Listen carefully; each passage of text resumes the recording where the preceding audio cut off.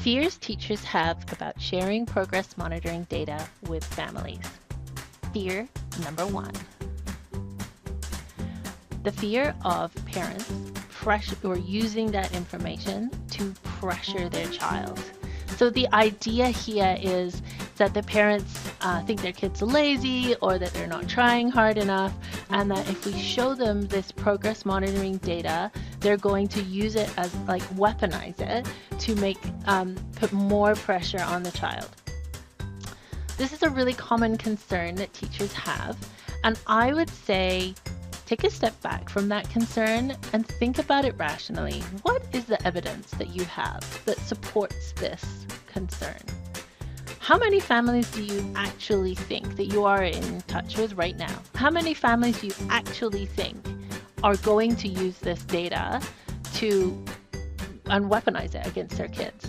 Because in my experience, the actual number of families that are likely to do that is really low. I'm not saying it's zero. I think there probably are families out there that don't understand, and maybe some education could support that. But my lived experience as a parent who is of a neurodiverse child, and from working with many, many families, is that parents get it. They live with the daily reality of their child's struggles. They've seen the tears over spelling lists, the exhaustion after school, and the meltdowns at dinner time. And they know that their kid is doing the very best that they can and that they have a struggle. And they're not about to turn this and say to their kid, you need to work harder, when the kid's like 5 years old. Most families are just they're already on the program. They were probably on the program their kids were struggling before the school caught on, especially if we haven't been using traditional modern screening programs in order to catch kids early. So sure, there might be the occasional family that believes their kid is just lazy, but when you share progress monitoring data, especially when you share it with the amazing compassion and clear explanations that I know you typically use, parents feel relieved.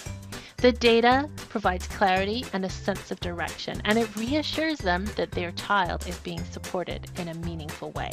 So go ahead and throw that fear right out the window. If compiling, analyzing, or sharing progress monitoring data feels overwhelming, you are not alone, and I'm here to help.